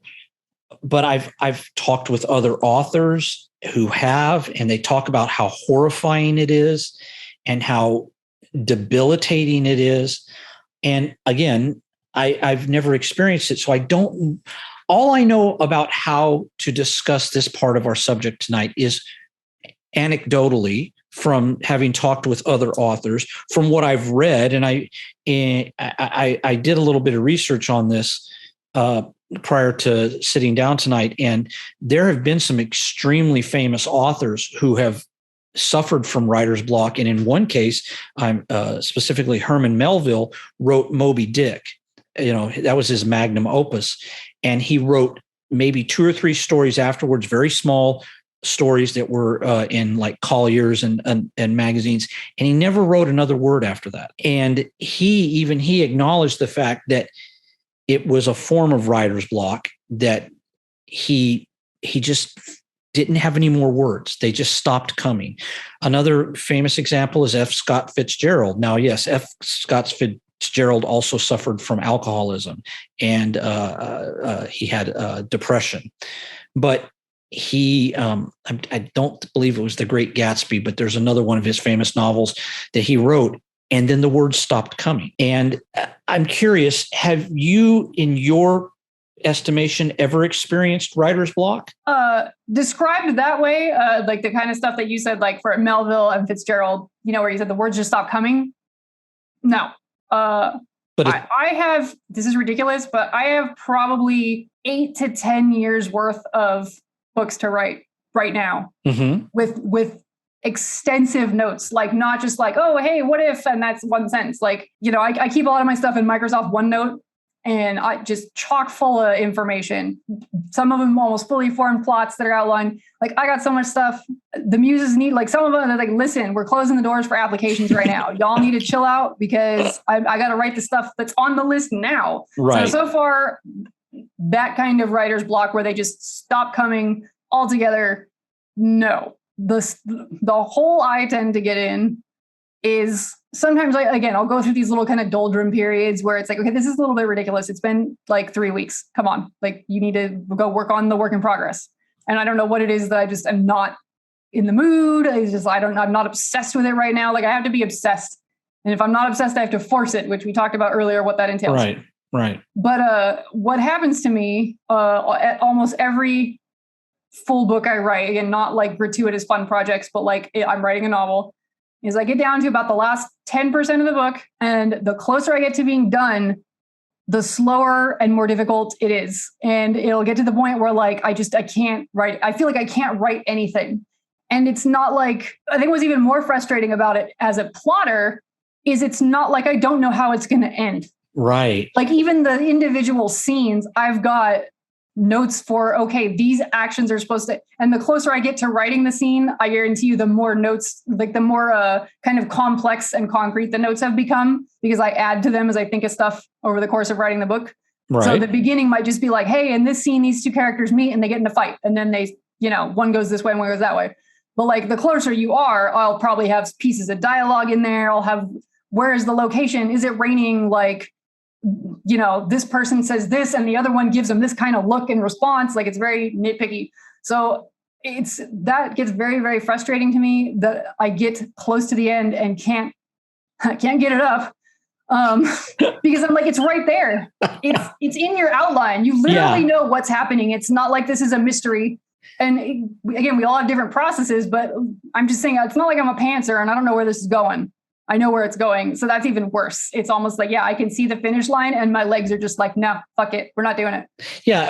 And that is definitely, I would say, a form of writer's block. It's more, I would call it a temporary form of writer's block, as opposed to like the more extreme examples that I was talking about with Melville. It's like a paralysis. It's not like, because I can see the stuff on the other side. And for some reason, I'm just not allowed in there, as opposed to, I can look across the other side of the chasm and there's nothing. Right. You know what I mean? Like I know what's there. I just don't understand why I'm not doing it now. Although I figured it out that it's a fear reaction that happens to me every time. And it is that when I get close to the end of the book, it's almost done. And I'm like, I'm putting so much pressure on myself to make this book as good as I can possibly make it, for wherever I'm at now in my writing career. And something inside of me, I think, I've never said this consciously, but I figured out this is probably what's going on. Something inside of me is like, I don't feel like I'm ever going to live up to my own expectations of myself. Yeah. Like I start panicking internally because I feel like I'm going to fail. Like this book deserves like the most awesome epic ending of all time. I mean, that's dramatic, but look, artists are like that. Right. And if I can't, like, I'm just like, there's no way I can write an ending this good. Like, even if it's in the outline, like, I'm like, but scene for scene, like, I got to punch it home. I got to murder people with this last, 3 scenes or whatever.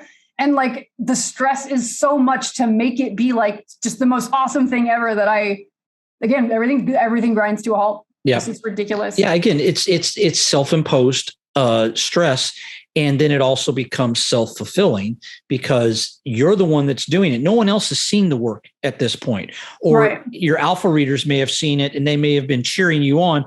And here you are coming into the home stretch. But rather than them telling you, this is really dragging and this has gotten boring, or no, you're the one that's is telling yourself, I'm going to fail. This is going to go down like the Hindenburg. And it can be debilitating in that respect. It's like, well, I think I did a good job, but is it good enough? No, yeah. Like, what am I missing? What can I do that would be better, or like wrap this thing up? I don't know. It's just, and weirdly, the Mortal Coil, it got like that until, like I said, the last 6 weeks where I was like, you must do this or like just expire. Well, I don't know. Yeah, you put a different form of stress upon yourself. But leading up to that, I was getting in the thing. Yeah. I was getting into that zone of like taking longer and longer because I was panicking. But I mean, if you look at it as like a percentage, it's probably about right. But the last 6 weeks, that's what I was doing. I was forcing it. I was like, listen, You got to get in there and you got to fucking do this. Yep. Turn the music on and ignore life and do this only. Yeah. Now, I will say, in talking with other authors, and you can probably speak to this from your end. I know I can speak to it from my end, even though I haven't suffered from what I would call writer's block. But talking with other authors, it can be indicative of other forms of mental health problems that you may be experiencing. And so it is something, I think, that if you experience it, you cannot totally dismiss it as just being solely a part of your writing process or what you're going through as a writer. It can be a sign of other things going on in your life that you need to address. And so sometimes discussing it with other people, of course, can be helpful, at least as I've been told. But there are also several authors who I've spoken to about this that said, I actually had to go talk to a therapist. I needed to speak to someone, a professional, because as it turned out, the writer's block wasn't just writer's block. It was connected to other issues going on in my life. And I say that only because I think it's important to bring up, because as writers, we can get so wrapped up sometime in our writing, and we forget that there's still other things going on in our lives that can have a very dramatic impact on us, not only in just our writing, but in how we're interacting with our loved ones, how we're interacting with the world at large, snapping at your wife, things like that. And it's I think is a dangerous thing to ignore it entirely and think, oh, well, this is just writer's block. I think especially if it's as bad as some of the examples that I talked about earlier, it's something that you should address with a professional. It's not something you should just go, I'm sure I'll get past it eventually. I don't know. Again, I'm saying all of this coming from the perspective of someone who has never, in my own opinion, suffered from it. I'd be curious what your thoughts are. Well, I think I agree with everything you just said. And I think the pain point on that issue becomes, in terms of like whether you write it off as writer's block or whether you go, I had this muscle that used to work and now it doesn't, that didn't happen in a vacuum. What else is going on in my life right now? Right. You know what I mean? Yeah, exactly. I think the pain point in whether or not a person is going to be motivated to address that, this isn't the only one, but I think a big one is whether you completely make a living by being a writer or not. Because if I had a day job and I was not reliant on my writer income, like if I just had no words for like 2 or 3 months, like, okay, so what? I have a day job, I have health insurance. You know what I mean? Like, right. Whatever, I'll just take a brain vacation from this and I'll get back to it whenever I get back to it. Like if I was doing this as a hobby and not as a career, my primary income, then like I could just let it chill. And provided the idea of not writing wasn't stressing me out too much to begin with, it would probably stress me out, mainly just because I know I have all these stories that are waiting to be written and I'm just like, come on. But, that I made a left turn somewhere and took the risk to start doing this for a living. That is probably something that could not, for me, go on for very long without me going, what is going on here? Right. Like if I lost all words, that would be something I'd be like, is it are my depression meds not working? Yeah, there you go. Should I, I was very concerned when I started taking meds for ADHD. Would that, how would it up this way? Oh, no, it wasn't. It was like the beginning of 2020.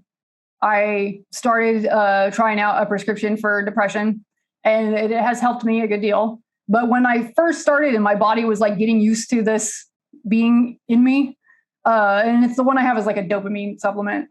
So like I just don't make dopamine, or I do it crappily.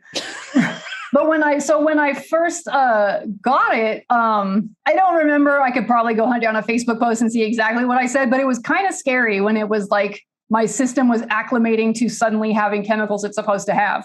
Right. And I was like, I can't make the words go. Oh God. Like, is that the cost? Like, my choice is either I can be a normal person and not be dealing with like depression symptoms all the time, or I can be a writer and there's no both. Like, I was very nervous for a while.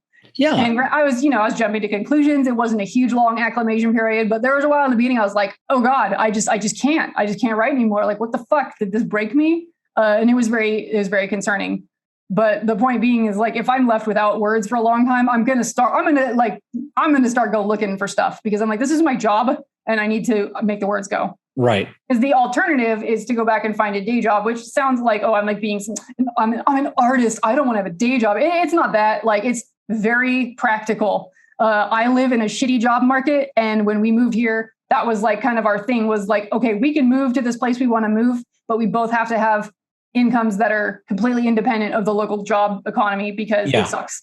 So it's not about that. It's more just like, if I had to get a job here, I almost guarantee you it would be one that like pays crap. And so I'm avoiding doing that if I can, because. Well, yeah. And rightfully so, because that is a decision you made, was to become a full-time author. And it's like any career choice you make, you don't make it lightly and then go, you know what, didn't work for me, so now I'm going to go do this or this. And I'm not going to give up on a dream job easily. Exactly. But, if the words stop coming, I'm going to start investigating. Like, if it seems like it's, like I said, it's going on for like 2 or 3 weeks and I can't even force it. I can't even stop what I'm doing and write a fun project. You know what I mean? Like, 5,000 words and it's, dirty, whatever. If I can't even make that go and it's just like a blank field of nothing, I'm like, okay, what is it? Do I have a med problem? Do I have a food problem? Am I depressed? Is there? Right. And if I can see what it is, I'm like, okay, then I can deal with this. Isn't it an external issue? Like, my spouse has a health issue and I'm worried about him or whatever, Right. If the tools that you normally rely upon to motivate you as a writer no longer work, then I would think you might start saying, oh, maybe I should look at some other external forces here, because maybe it's not just limited to the tools that normally help motivate me to write not working. Maybe there's something else going on here that I need to discuss with someone or look into, or, have my medication checked, or if you have any number of things, you'd be like, I'm tired all the time now. Well, why is that? And then you go find out, well, there's a bigger problem at foot. You got some sort of ailment that you didn't know about, Exactly. So, I just, for me, it's one of those things that I would think if I experienced it, that I would only attribute the problem to being writer's block for so long before I would start to say to myself, maybe I should look at other things too, because this, I don't think, is just writer's block. There may be a larger issue to be addressed here. And I know in the case of both Melville and Fitzgerald, there were larger issues. In Melville's case, he suffered from depression, and ultimately, that's part of what took him. Same thing with Fitzgerald. He suffered from alcoholism and depression. And, it was funny because when he finally did sober up after spending years in Hollywood being a script, what do you call it? A script doctor. Mm-hmm. And he was finally felt like he was going to be able to possibly get back to writing. He died. He had a heart attack and died from, all the damage that he had done to himself prior to that. But there again, were both instances where there were other issues beyond. Those issues helped contribute to the writer's block, but it wasn't just writer's block. They had other underlying issues that neither one of them addressed very well until it was too late, unfortunately. Which to the point, I think it's good to, put out there for people that if you have arrived at that place where, you step through the door for the next project and there's just no words, like you just can't even, it's just a barren, you're looking into the abyss of nothing. Yeah. And it goes on and on and on. It might not be a good idea to investigate like external circumstances rather than just going, well, I just can't do this now. Yeah. Because if you could do it at one time, you probably still could do it if you can figure out what the heck is going on. Right.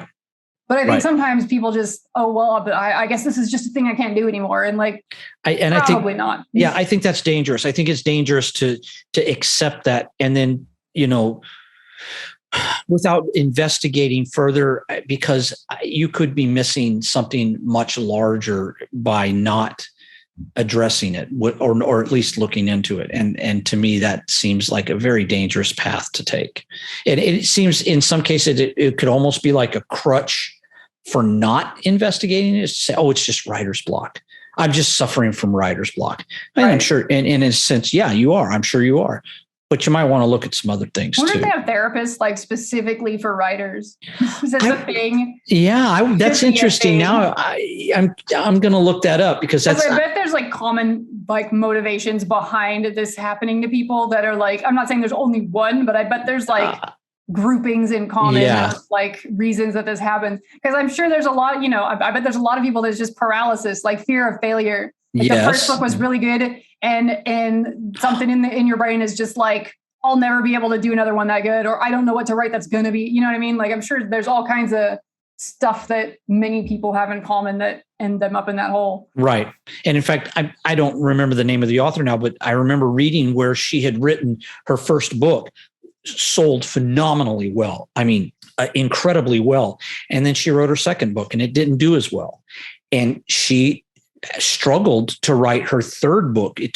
She was like 5-6 years between her second and her third book because she went into a form of writer's block. But as she described it, it wasn't really the sole issue wasn't really that she went into writer's block because she couldn't find the words. It's because she had created this sense in her mind that the third book would be an even bigger failure. And it created a lot of mental health issues with her, and she went into depression, and that sort of thing to me is why I brought it up, is because it seems like you just can't be dismissive of it, and it's very easy to psych yourself out and not even know that you're doing it. Right, exactly. So, well, I think. And that really covers what I had hoped to talk about tonight. It's funny because the writer's block thing is important, but it's also one of the parts of this subject that I was like, okay, I can't just not talk about writer's block because, we need to address it in terms of what to do and, how to motivate you through it but I just haven't experienced it. So I feel so out of place I'm somewhere in the paralysis right now, and I need to like literally be jarred out of this in like the next 2 days because I got shit to do. Like I'm supposed to be writing the next Nepenthe book for Octavia Hyde. Yeah. And like I know what scenes I'm gonna do. Like I have the scenes, I know what order they're gonna go in, I know what characters, essentially what sort of thing is happening in each scene. And just like we just said, I'm psyching myself out. Because the first book was like, oh, nobody will know it's me and no pressure. And I'll just write tanicle smut and ha, ha, ha, it'll be fun. And it was fun. And I did enjoy writing it. And I will enjoy writing this as well. But now it's like, this is now connected to my other pen name. So, right.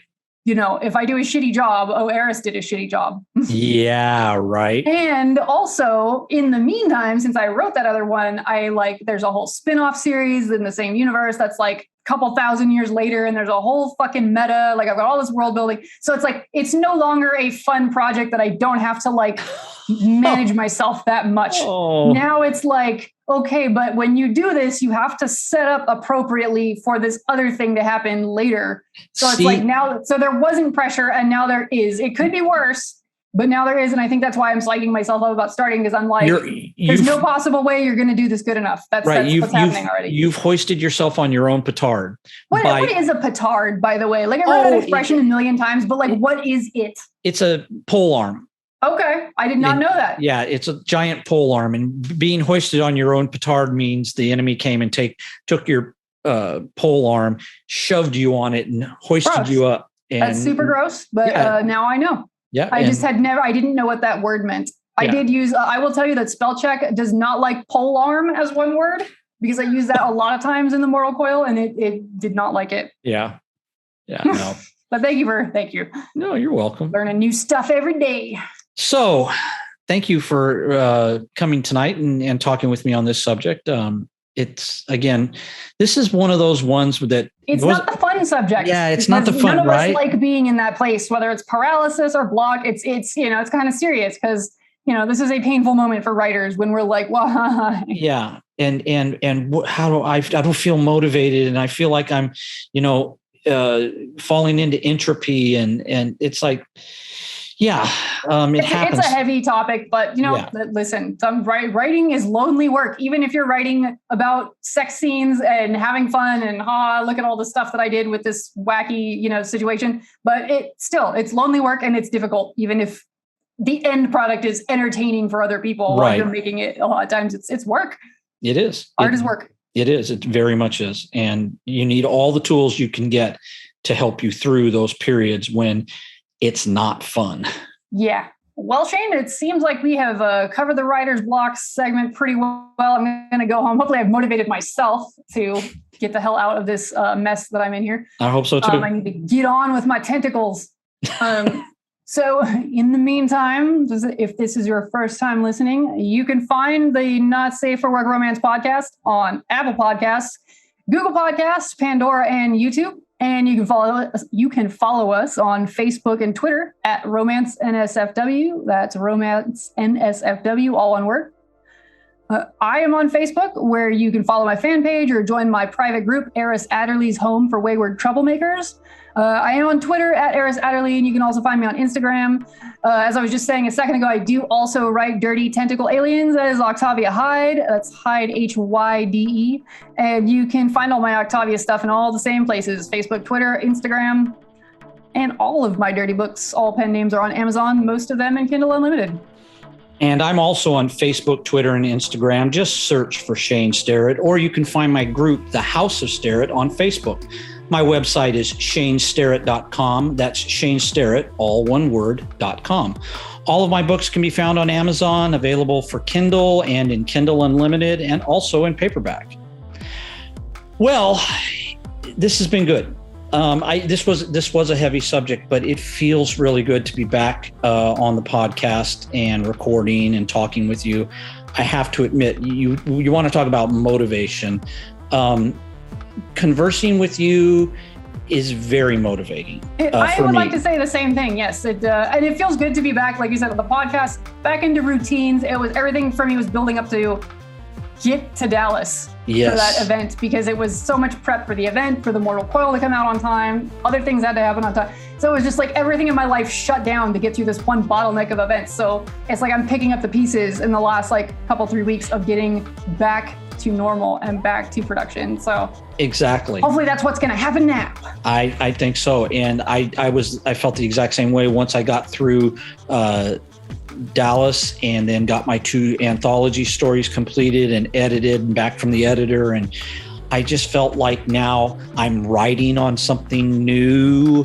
And you can take a deep breath. And it feels very liberating. And knowing that I had this episode coming up and that I was going to get back into that groove, it just feels like so much of the pressure that had been on me for the past 3 months with, the new job and the move, and as I feel like liberated, like, okay, now I'm back in the groove that I was in before I got furloughed, and before all this chaos. Yeah, before all this nonsense that is our world right now was going on. And that's a good feeling. I have to admit, it feels really absolutely good. Time to get back to work. Yep. You too, writers out there. Yes, exactly. Motivate yourselves. And thank you so much for listening to us tonight. I'll talk to you next time. All right.